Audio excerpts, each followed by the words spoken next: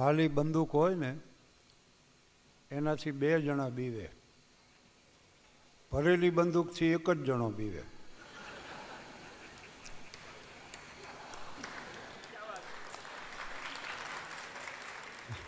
હવે ભરેલી બંદૂક જેના હાથમાં હોય એને તો ધરપત હોય ને, પણ ખાલીમાં જેની પાસે હોય એ બીવે ને સામે નો બીવે. તમે એમ વિચારો છો ને કે હવે શું બોલશે, હું એ વિચારું છું.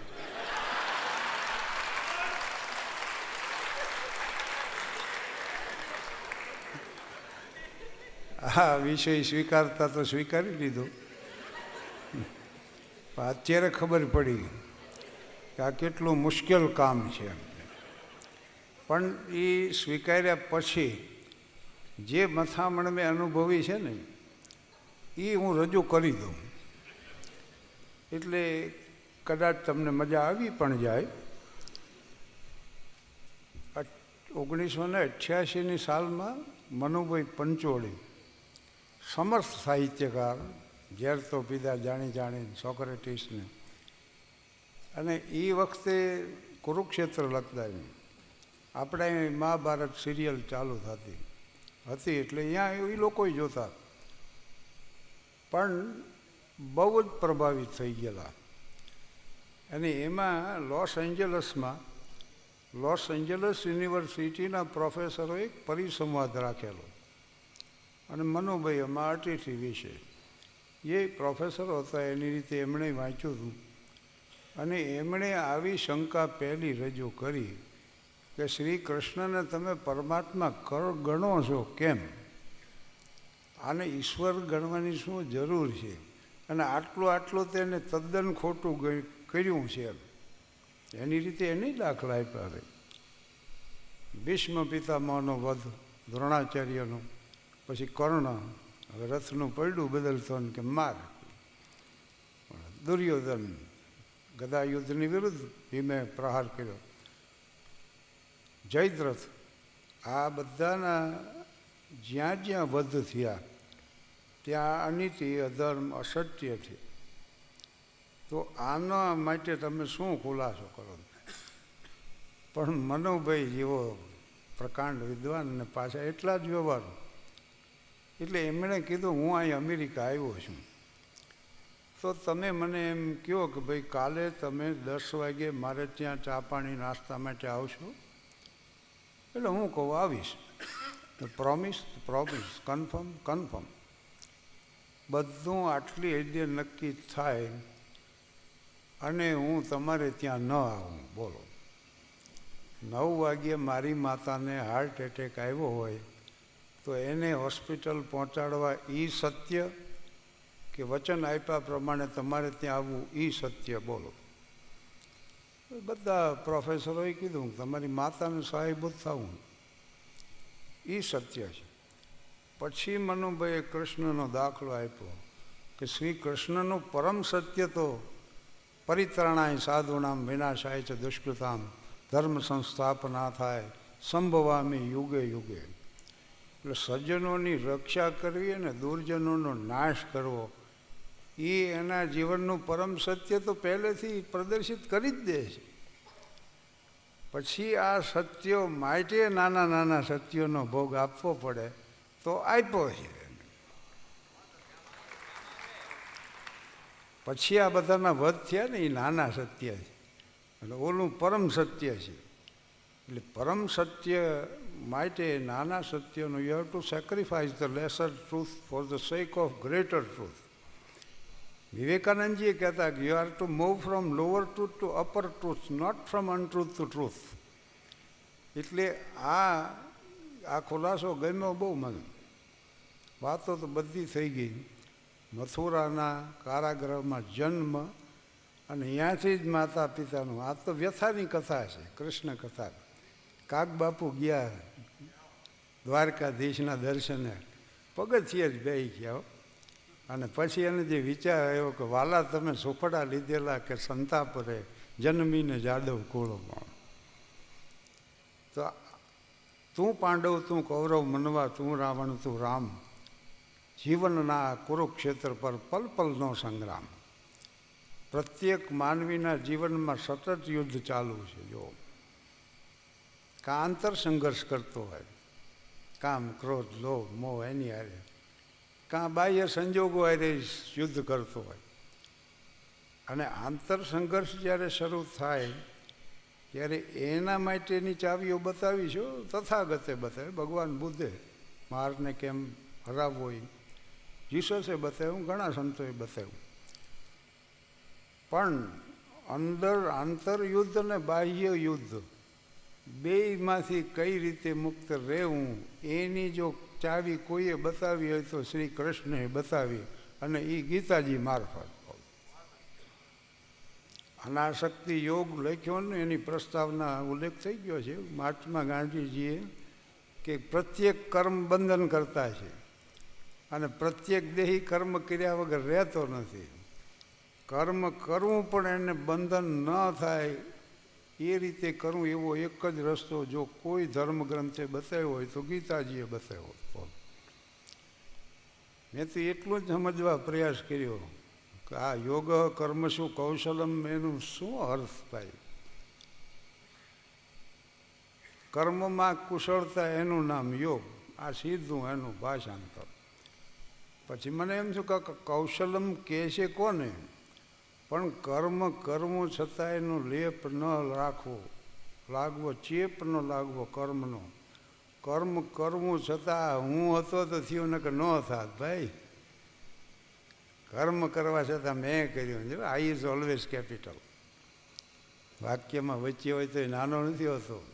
આ એક વાત છે, આડો પાડી દો તો ઈશ્વર તરફ જવાનો બ્રિજ બની જાય. પછી આઈ જેટલો મોટો એટલો મોટો બને. એટલે હું હતો તો આ થયું. આ હું કાંઈ પણ કર્યા વગર અનાસક્ત ભાવે જે કર્મ કરવામાં આવે છે ને એનું બંધન નડતું નથી. કર્મ કર્યા વગર હું એક ક્ષણ પણ રહી નથી શકતો, એમ કૃષ્ણે કીધું. અને અનારંભો હિ કર્મણામ પ્રથમ બુદ્ધિ લક્ષણમ. કર્મનો આરંભ જ ન કરવો એ બુદ્ધિનું લક્ષણ ગણાવ્યું છે. નવી લાગી. મેં કીધું પછી કર્મ ન કરે તો માણસ કરે શું એમ, કારણ કે અમુક તો કર્મ કરવા જ પડે છે. તો સ્વભાવાનુગત જે કર્મ હોય એ કરવું, કર્મનો જ તમને આનંદ આવે એવું કરવું. સ્વભાવમાં નથી, માણસ સ્વભાવમાં નથી જીવતા, પ્રભાવમાં જીવે. દર્શનમાં નથી જીવતા, પ્રદર્શનમાં જીવે. વિભાવમાં જીવે છે, સ્વભાવમાં નથી. સ્વધર્મો નિંદન શ્રેય જે કહે છે ને, સ્વધર્મ એટલે સ્વભાવ, તમારામાં સ્થિર થવાની વાત છે. ડ્રોઈંગ એન્ડ પેઇન્ટિંગ મારો વિષય છે ને હું કેનવા સામે જ રાખું. જ્યારે મને વિચાર આવે તે કરું કામ, તો એ કાર્ય જ મારા માટે આનંદ બને. માતા બાળકને રમાડે છે ને, એને રમાડવું એ જ એને આનંદ અર્પે છે, કાર્ય આનંદ અર્પે. અરે કો વાંકતો હોય, ખેડૂને દોહો લલકારતો જતો હોય તો આપણને એમ થાય કે મારો જલસો મારે છે, કામ કરે છે. બાયું ઘંટીએ દળતી હોય ને જાગને જાદવા કૃષ્ણ ગોવાળિયા તોજવીને ધ્યાનમાં કોણ જાય છે. તો એ કામ અરે આનંદ સમાયેલો, કામ જ આનંદ બને. આ પ્રકારનું કાર્ય કરવાનું એણે કીધું છે. અને કર્મ કરવું છતાં એનું બંધન ન થાય, આ પ્રકારનો રસ્તો જો કોઈએ બતાવ્યો હોય તો કૃષ્ણે ગીતા મારફત બતાવ્યો છે. અણમોલ ગ્રંથ છે. જો મહાભારતના યુદ્ધની ફલશ્રુતિ રૂપે ગીતા જેવો ગ્રંથ મળ્યો.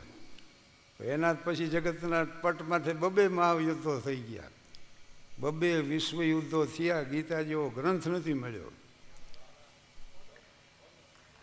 હા, નકર તો થવા એ સર્જાવા જોઈએ ને. વિન્સ્ટન ચર્ચિલે જે ડાયરી લખી એના માટે નોબેલ પ્રાઇઝ મળ્યું છે ને. પણ lady like Sita and book like Gita have also been produced in India and India alone. સીતાજી જેવો સ્ત્રી પાત્ર અને ગીતાજી જેવો ગ્રંથ આ દેશમાં જ રચી શકાય. તરત જ માતા પિતાનો ત્યાગ કર્યો, ગોકુળમાં ગયા અને જે કંઈ લીલાઓ. પણ પરિત્રાણાય સાધુના વિનાશાય છે દુષ્કૃતા. એ એટલી નાની વયમાં માસી પોતનાને, સકટાસુરને, ધેનુકાસુરને બધાને ઉકેલી મૂક્યા. કાળી નાગને વળી જવા દીધો, પણ પરાજિત તો કરી નાખ્યો. તો 11 વર્ષ ને 52 દિવસે જ રહ્યા ગોકુળમાં. 11 વર્ષ 52મા દિવસે પ્રસ્થાન કર્યું ને 53મા દિવસે કંસને હણી નાખ્યો. પણ કંસને મારી નાખ્યો. પછી ગાંડી ઘેલી થઈ ગઈ મથુરાની જનતા, અને લોકોને ખબર પડી કે આ દેવકી ને વાસુદેવનો સંતાન છે આ કૃષ્ણ. બલરામની માતાનું નામ રોહિણી, પહેલાંથી અહીંયા જતા રહ્યા હતા, ને પછી કૃષ્ણ ગયા, બલરામ અને કૃષ્ણ. વિષ્ણુ યજ્ઞ કંસે જે કર્યો ને એ બે ભાઈઓને મારી નાખવા જ કર્યો હતો. અને અક્રૂર એક વરિષ્ઠ યાદવ હતા, એને મોકલેલા, એટલે ઓલા લોકોએ એની હારે મોકલ્યા, નંદ જશોદાએ, આ બેયને. અને ખરેખર તો છે ને ગણતંત્રો હતા યાદવોના, અને એ જરાસંઘને કાલયવનને ભૌમાસુરને એની રાજાઓને ખોંચતું હતું. એને અબાધિત અધિકાર જોતા હતા. અને આ ગણતંત્રો તો ગણ પરિષદો હતી, સભાગૃહો હતા, યાદવ સભાઓ મળતી, એમાં નિર્ણય લેવાતા. ઉગ્રસેન એના વડા હતા, ઓના નંદબાવા હતા. તો આના માટે, અને બીજું આવા જરાસંઘે 2 દીકરીઓને કંસ હારે પરણાવી, અને આવા એનો જમય થતો હતો. હવે આને મારી નાખવામાં આવ્યો. એટલે લોકનાયક તરીકે કૃષ્ણની તો ખ્યાતિ પ્રસરી ગઈ, લોકો આનંદ ઉત્સાહથી થયા. તો આ મથુરા છોડવું શું કામ પડ્યું? જરાસંઘે બીજી વાર આક્રમણ કર્યું, પણ તે દી મથુરા જુદું હતું. ઉગ્રસેન, અક્રૂરને એની વસુદેવને એની આગેવાની નીચે કૃષ્ણએ એવો જોરદાર આક્રમણની સામે આક્રમણ કર્યું કે મગધ સુધી સેના પાછી ઠેલી દીધી. એટલે જરાસંઘે બીજી વાર આક્રમણ કર્યું, અને બીજી વાર એ મારીને હટાવી દીધો. પણ ત્રીજી વાર એને કાલયવન, ભૌમાસુર, પોતાની સેના 3 તરફથી આવી, ઓલાને પશ્ચિમ તરફથી બોલાવ્યો. ત્યારે મથુરાવાસી બધા ભેગા થયા. એમણે નક્કી કર્યું કે આ જે વેર છે ને તો કૃષ્ણ હારે છે, આપણી હારે નથી. અને વિકદ્રુ નામના વયોવૃદ્ધ યાદવે કીધું કૃષ્ણને કે તું એકલો જરાસંઘની સામે પૂરતો છો, મથુરા હવે આ સહી શકે એમ નથી, એટલે બહેતર તો એ છે કે તું મથુરા છોડી દે. અને કૃષ્ણે વિદાય લીધી. જેના માટે આટલો ભોગ આપ્યો કે જે કંઈ કર્યું, પણ એને છોડવું પડ્યું. આ એટલે વસુદેવ, દેવકી, કૃષ્ણ, અક્રૂર, ઉગ્રસેન અને સાત્યકી, કૃતવર્મા, આ બધાય નીકળી ગયા. તો પછી દ્વારકા શું કામ પસંદ કર્યું? નકશામાં તો જુઓ ક્યાં મથુરા ક્યાં દ્વારકા. પણ રૈવત નામનો રાજવી હતો, એને રેવતી નામની સુપાત્ર સ્વરૂપવાન કન્યા હતી, એને બલરામ સાથે પરણાવી. અને દહેજમાં કુશસ્થલી નામનું ગામ આપ્યું. દ્વારકામાં પ્રોગ્રામ હતો મારો, અને મેં આ વાત કરી. મેં કીધું કુશસ્થલી નામનું ગામ બલરામને દહેજમાં મળ્યું હતું, એના ઉપર જે નગરી વસાવી એ આ દ્વારકા. અને એના ઉપર નગરી વસી. પછી નગરી તો બહુ ભવ્ય હતી, સુવર્ણ નગરી હોય એવી. અને ત્યાં બધા પ્રસ્થાપિત થયા. ત્યાર પછી પાછા કૃષ્ણે એના પ્રયાસો તો ચાલુ રાખ્યા. અને રાજકારણ છે, બળ હોય એની હારે બુદ્ધિ હોવી જોઈએ. કાલયવન જ્યારે વાહે પડ્યો ને તો કૃષ્ણ ઘડીક દેખાતા જાય ને ભાગતા જાય, દેખાતા જાય ને ભાગતા જાય. મુચુકુંદ ઋષિ એટલા બધા અસુર હારે લડ્યા દેવોના પક્ષે, થાકીને લોચ થઈ ગયા. પછી અસુરોને હરાવીને કે જો હું આ ગુફામાં હૂતો છું, પણ મને કોઈ વિક્ષેપ કરશો નહીં, જે ઉઠાડે છે એ જલીને ભસ્મ થઈ જાય. અને કૃષ્ણને ખબર હતી આ, એટલે આમ હંતા હંતા એ જ ગુફામાં થઈ ગયા અદૃશ્ય. અને ઓલાને થઈ ગયું, કાલિયવનને ગયો છે આમાં જ. ઓલા ઋષિ હોતા હતા ને એના માથે પાંબરી ઉપલું વસ્ત્ર ઓઢાડીને કૃષ્ણ એની વાય હંતાઈ ગયા. અને આ તો અસુર તો હતો જ અમથો, એને આવીને પાટો જ વરગાડી સીધી. અને ઋષિએ ઉઠીને આમ આંખ ખોલીને તો હળગીને ભસ્મ થઈ ગયો. ન્યા જરાસંઘને મારવા તો કૃષ્ણ, ભીમ અને અર્જુન ત્રણેય બ્રાહ્મણોનું રૂપ લઈને ગયા. અને જરાસંઘ કે માંગો, બ્રાહ્મણોને આપવું પડે. એટલે એને એમ માંગ્યું કે અમારે મલ્લયુદ્ધ કરવું તમારી હારે. એટલે આ ત્રણેયને જોઈને જરાસંઘે કીધું કૃષ્ણને કે તારા જેવા હારે હોય રહેવા દે, અર્જુન તુંય ન હાલ, આ કંઈક ઠીક છે કે એમ કરીને એને ભીમની પસંદગી કરી. અને ભીમે જરાસંઘને મારી નાખ્યો જાનથી.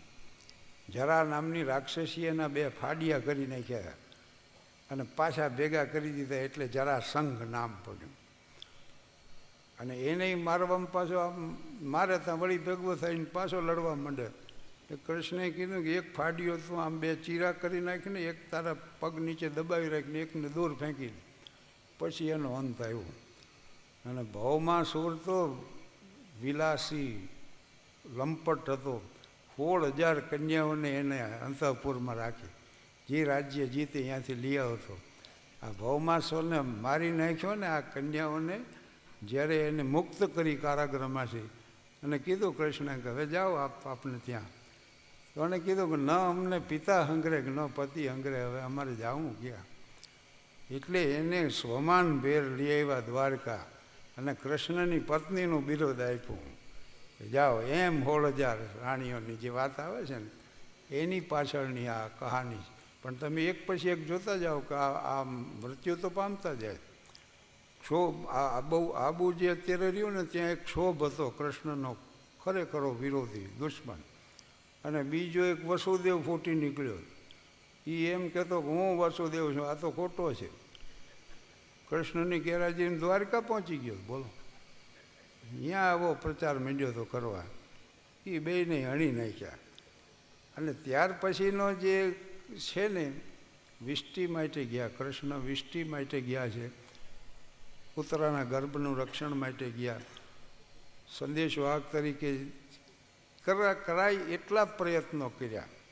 આ યુદ્ધ ન થાય એના માટે પ્રયત્ન કરવામાં તો કાંઈ બાકી નહોતી રાખી.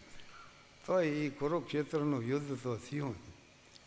અને થયું એટલે કેવું થયું, કોઈ રહ્યા નહીં. આ પક્ષે 7 જણા રહ્યા, નોનિકોર કૌરવો તો નાશ પામી બધાય. અને પછી આ સમાચાર કોને આપવા, કઈ રીતે આપવા. યુધિષ્ઠિર પાછા જઈએ કેમ નહોતા આને સમાચાર આપવા ધૃતરાષ્ટ્રને. એ કામ દૂત તરીકેનું કૃષ્ણએ સ્વીકાર્યું. અને ત્યાં જઈને એને આ સમાચાર આપ્યા. અને કેવો જબરજસ્ત આઘાત લાગ્યો. ગાંધારીને એ કીધું કે તારા હોવા છતાં મારા 16 સંતાનોનો વધ થયો, આના માટે તું જવાબદાર. મેં કીધું કે માતા લાક્ષાગ્રહમાં બાળવાની કોશિશ કરી પાંડવોને ધૂત જુગાર રમવામાં. જુગારની જો બધી હોય ને તો રાજપાટે વીવું જાય, પત્નીની બેઇજ્જતી થાય ને માથેથી વનવાસ આવે. આ કૃષ્ણદ્વૈપાયન વ્યાસને કહેવું છે આના મારફત. અને મદ્યપાનની જો બધી હોય, શરાબની, બલરામ પોતે હતા શરાબના શોખીન, બલરામજીને હતું. અને યાદવો બધા મત થઈ ગયેલા. એ મદિરાની જો બધી હોય તો કૃષ્ણનું ભલે કુળ હોય પણ યાદવ કુળનો નાશ થાય. બરાબર. અને અહમ જો હોય, દુર્યોધનને અહમ તો હતો. આ યુદ્ધ શરૂ થવાનું હતું ને ત્યારે એક જિજ્ઞાસુ ગયો. 3 પ્રકારના માણસ હોય આ જગતમાં, વિચારવાન, નિર્વિચાર અને વિચારહીન. તો ભીમની છાવણીમાં જઈને ભીમને તું ખસખસાઠું તો બોલો. ઓણે પૂછ્યું કે ભાઈ કાલ યુદ્ધ છે ને આજ હુતા છો? તો ભીમ કે કાલ છે ને આજ શું છે? વિચારીને એટલે ઊંચી ભૂમિકા હોય. જ્યારે જે કામ કરવાનું હોય ને ત્યારે જ એનો વિચાર કરવો, એ સિવાય નહીં. કૃષ્ણની શિબિરમાં ગયા. કૃષ્ણ શું હતા? એમને પૂછ્યું કાલે યુદ્ધ છે? તો કે કાલે છે ને અત્યારે શું? પણ કૃષ્ણની ભૂમિકા હતી નિર્વિચાર ભૂમિકા હતી. અર્જુનની શિબિરમાં જ્યું એ એક જાગતો હતો. એને કીધું કાલ યુદ્ધ છે? તો કે હા કાલે યુદ્ધ છે એના સ્વજનો સામે લડવાનું, હું કઈ રીતે હોઈ શકું? એટલે જો તમે સમજદાર હો તો દુઃખી જો.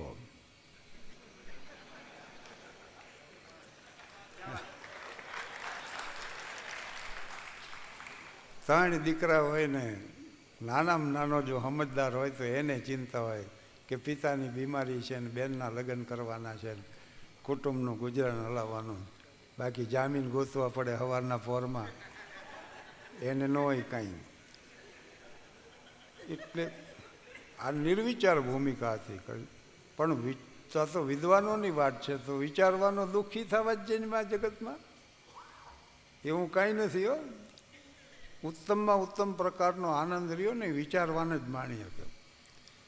Rafale, Rembrandt, બીથોવન, Rafale, Rembrandt, Michael Angelo એવાની કૃતિઓ હોય, વિન્સેન્ટ વાન ગોગ, તો એનો આનંદ સમજદાર જ માણી શકે. હમણાં જાત જાતની રાગ રાગણીઓ શરૂ થતી હોય, જય જયવંતીને કાલિંગડો ને બિહારને ભૈરવીન આહિર ભૈરવને, તો સમજદારને ખબર પડે. આ વિદ્વતાપૂર્ણ વાતો કરી જો વક્તાએ, તો એનો આનંદ સમજદાર જ માણીએ. એટલે જ્યાં સુધી માનવ જીવનમાં સંઘર્ષ છે ત્યાં સુધી ગીતા રહેશે, અને ગીતા રહેશે એટલે કૃષ્ણ રહેશે, અને કૃષ્ણ જ્યાં સુધી હશે ત્યાં સુધી સત્ય રહેશે, પ્રેમ રહેશે, કરુણા રહેશે અને પ્રજ્ઞા રહેશે. અને એટલું જ નહીં, સાહિત્ય રહેશે. કાનુડાને કહેજો એકવાર ગોકુળિયામાં આવે, અને મથુરાના રાજા થયા છો અને ગોવાળીઓની ગત ભૂલી ગયા છો, માનેતીને મોલે ગયા છો, ઓધાજી આજ મારા વાલાને વઢીને કહેજો. જો ગામડાના આ રીતે સંભાળે છો. અને આમ પાછું જુઓ, નૈના મતો વાલે હૈ બાલક મુગર વાલે હૈ, सूरत प्यारी प्यारी है, नाम बनवारी है, वही मेरा श्याम है, वही मेरा श्याम है, वही घन श्याम. ભવનાથના મેળે જઈને સાંભળો, રાવટીઓમાં બેઠા હોય, સાહેબે યાદ કર્યો તરણેતર ભવનાથ, અને એ 10 વાગ્યાથી શરૂ થાય ભાઈ, અને સવારના 6 પછી ભૈરવીના સુરો મંડે શરૂ થવા, અને આ ઉપડે નૈના મતો વાલે બાલક મુગર વાલે. ઉદ્ધવ જાય છે આ ગોપીઓને મનાવવા, તો ગોપીઓ કે જુઓ વિરળની નગરીમાં આવ્યા છે, તમારી જ્ઞાનની પૂંજીને સાચવીને રાખજો, ને કે અમારી વિરહની અગ્નિમાં ક્યાંક જળીને ખાક થઈ જાય છે. રાધા એમ કે છે કાગડાને કે કાળજું કાઢીને ભોંય ધરું લઈ કાગા ઉડી જા, માધવ બેઠા મેળીએ એ ભાળે એમ ખા. પંક્તિઓ તો બે જ છે હો, પણ આ મોર મોર નીકળી જાય. આ વેદના રાધાની જ છે. રાધાની વેદના તો દુનિયાએ જાણી, પણ માધવની વેદના અજાણી. હૈયાના ગોખમાં હંગરીને રાખી, હોઠ પર કડી અને આણી. આ રાધાની વેદના તો દુનિયાએ જાણી. એ સુવર્ણ નગરી દ્વારિકા, અને એના ઝરૂખામાં આવીને આમ ગોમતી નદી સામે નજર કરી કૃષ્ણે જોઈ, ગોમતીને કાલિંદી સાંભળી સીધીઓ. જોઉં જ્યાં ગોમતીતા યાદ મને આવે, ઓલા જમનાના નખરાળા નીર. કાલિંદી કણસે છે ગોમતીના ઘાટમાં, મારા કાળજામાં વાગે છે તીર. લોકોને મન રોજ ઉગ્યું પ્રભાત, પણ મારે મન અંધારી રાત, કોઈ કહેજો મારા કાળજાની વાત. તો આ ગીતો ન રહે. કૃષ્ણ ભક્તિ ગીતો, લોકગીતો કે સંગીતમાં કૃષ્ણને બાદ કરો તો અહીં કાંઈ રહેતું જ નથી બોલું. અને એક સુંદર નાનકડો જ પ્રસંગ છે, પણ આ યુદ્ધ થયું ને પૂરું, એટલે કૃષ્ણે અર્જુનને કીધું કે અર્જુન, રથી મહારથીના રક્તથી રંગાઈ ગયો આ રથ, હવે એને નદી કિનારે લઈ જવો પડે. તો નદી કિનારે લઈ ગયા. પછી રોજ એવું બનતું કે સારથી તરીકે કૃષ્ણ પહેલાં ઉતરી જાય, પછી આમ હાથ આપે, પછી અર્જુન ઉતરે. પણ તે દિવસે એમણે એમ કીધું અર્જુનને કે ઉતરી જા. એટલે અર્જુન ઉતરી તો ગયો. પછી કૃષ્ણ નીચે ઉતર્યા, અને એ જેવા નીચે ઉતર્યા ને એટલે પ્રચંડ વિસ્ફોટ થયો ને ભયંકર અગ્નિમાં ભાડ ભાડ ભાડ આખો રથ હળગીને ખાક થઈ. અર્જુનને નવાઈ લાગી કે હું જો એ ઉતરી ગયા હોત પહેલાં તો હું ન હતો અત્યારે. પણ કૃષ્ણ દ્વૈપાયન વ્યાસજીને કહેવું છે એટલું કે આ દેહનો રથ રહ્યો ને એના સારથી સ્થાને જ્યાં સુધી ઈશ્વર બેઠો છે ત્યાં સુધી જ આ રથની કિંમત. એ જેદી હેઠે ઉતરી જાય છે ને તેદી એ રથ ચિતામાં હળગતો હોય છે, અને ચિતામાં નહીં હળગતો હોય તો ચિંતામાં હળગતો હોય છે. આપણી એવી ઊંચી નથી આધ્યાત્મિકતા કે આપણે એમ કહીએ કે અબ સौंप दिया इस जीवन का सबब, हार तुम्हारे हाथों में है, जीत तुम्हारे हाथों में है, हार तुम्हारे हाथों में, मुझ में तुझ में भेद यही, मैं नर हूँ तुम हो नारायण, मैं हूँ संसार के हाथों में, संसार तुम्हारे हाथों में. તો એવી એટલી એદી આપણી નથી. પણ આ હસ્તિનાપુર આખો યુદ્ધ પૂરું થઈ ગયું પછી પાંડવોને હસ્તિનાપુર અને ઇન્દ્રપ્રસ્થ બેયનો વહીવટ કરવાનો આવ્યો. એટલે આ વ્યવસ્થા પૂરતા કૃષ્ણ અહીંયા રોકાણા મહાલયમાં. અને પછી બધું બરાબર ગોઠવાઈ ગયું ત્યારે એમણે કીધું યુધિષ્ઠિરને કે હવે હું દ્વારિકા પ્રસ્થાન કરું. ત્યારે બધા બહુ ઉદાસ થઈ ગયા કે આપ થોડા દી રોકાવો ને હજી આમ કરો તો કે ના, મારું કાર્ય પૂરું થઈ ગયું. ત્યારે યુધિષ્ઠિરે એક પ્રશ્ન કર્યો કે તો પછી એટલું કહેતા જાઓ, આપે ઘણીવાર કીધું કળિયુગ આવશે, કળિયુગ આવશે. તો કળિયુગ આવશે એને કઈ રીતે લોકો ઓળખશે? એટલે કૃષ્ણએ યુધિષ્ઠિરને કીધું તમે ઉત્તર દિશામાં જાઓ, અર્જુનને કે તું પૂર્વ દિશામાં જા, ભીમને કે પશ્ચિમ દિશામાં જા, સહદેવ નકુળ દ્રૌપદીને દક્ષિણ દિશામાં મોકલ્યા. અને બધાને શું સૂચના આપી કે આમ હાલ્યા જ જાજો, હાલ્યા જ જાજો. જ્યારે જે પ્રસંગ તમે નજરે જુઓ છતાં બુદ્ધિથી ન સમજાય ત્યારે પાછા ફરે. એટલે યુધિષ્ઠિર ગયા ને હાલતા ગયા, હાલતા ગયા. પછી એ થાક્યા. એમાં એને જોયું એક વૃક્ષ, એનો છાંયો, મોટો એક ઘડો હતો ને 7 નાના ઘડા આમ લાઈન સર ગોઠવાયેલા. એ મોટો ઘડો આમ ઉચકાણો ને હાથે હાથ ઘડા ભરાઈ ગયા. પાછો એ ઘડો એની જગ્યાએ ગોઠવાઈ ગયો. ઓલા હાથે હાથ આમાં ઠલવાણા તો એ ઘડો ન ભરાણો.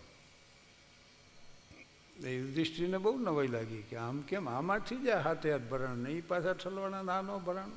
એટલે એ પહેલાં આવ્યા. કૃષ્ણને કે આવું દ્રશ્ય જોયું, આ કેમ થાય?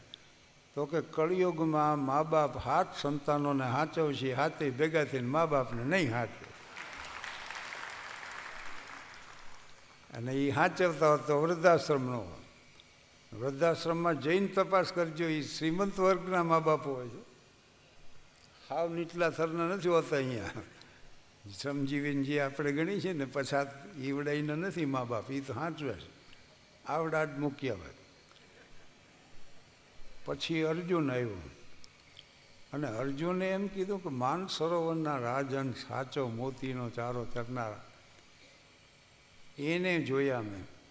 અને એ નદી કિનારે સાચા મોતી હતાય ખરા, છતાંય એ મૂકી અને દેડકા ને માછલા ને એવો ભક્ષ માંડ્યા કરવા જીવજંતુનો. તો આવું કેમ થયું? એટલે કૃષ્ણ એને સમજાયું કે જેને તમે સજ્જન ધારતા હશો, સાધુ ધારતા હશો, ઉત્તમ મનુષ્ય ધારતા હશો, એ કળિયુગમાં હીન પ્રકારના કૃત્યો કરશે. દાખલા દેવાની જરૂર નથી, પણ મહિલા કોલેજના પ્રાધ્યાપકો જેલમાં છે, સંતોય છે ને રાજકારણીઓય છે, બોલો છે ને. અને ગંભીર આક્ષેપો છે એના ઉપર પાછા. કળિયુગમાં આવા બનશે. પછી ભીમ આવ્યો, એ કે મેં 3 તળાવ જોયા, 2 ખાલી હતા, 1 ભરેલું હતું. તો ઓલા 2 તળાવ કે તું અમને પાણી દે, તો એને ન આપ્યું. અને દૂર દૂરના તળાવને પાછું આપ્યું. તો આમ કેમ બન્યું? તો કે પાડોશી ભૂખ્ય મરતો હશે, રોગી હશે, એને મદદ નહીં કરે ને દૂર દૂર મદદ કરવા જાય છે, એવું બનશે. ઇથોપિયામાં ભૂખમરો છે, આપણી ફરજ છે અહીંયા મદદ કરવી, પણ પહેલાં પાડોશીને જોવું એ ફરજ છે ભાઈ. પણ આ બધાનું 3નું પત્યું ત્યાં સહદેવ નકુળ ને દ્રૌપદી તો પડતા આખડતા આવ્યા, એટલા બધા ગભરાઈ ગયેલા. કૃષ્ણ કે શું થયું? કે અમે જ્યાં ગયા અહીંયા ભૂકંપ થયો, મોટી મોટી શિલાઓ ખાબકી. અને એક આશ્ચર્ય એ થયું કે તોતિંગ વૃક્ષો હતા એનો હોત કાઢી નાખ્યો, અને સામાન્ય ખડ જ્યાં ઊભું હતું એના ઉપર શિલાઓ આવીને અટકાઈ ગઈ. આમ કેમ થયું એટલે કૃષ્ણએ છેલ્લી વાત સમજાવ્યું. મારા આ પ્રવચનની છેલ્લી વાત કે જ્યાં સદવિચાર હશે, સદાચાર હશે ને સત્કર્મ હશે એના આધારે સમાજ ટકશે. જ્યાં જ્યાં આ પ્રવૃત્તિ થતી હશે ને એના આધારે આ ટકશે, સમાજ ટકી રહેશે. બાકી બીજો એનો કોઈ વિકલ્પ નથી આમાં.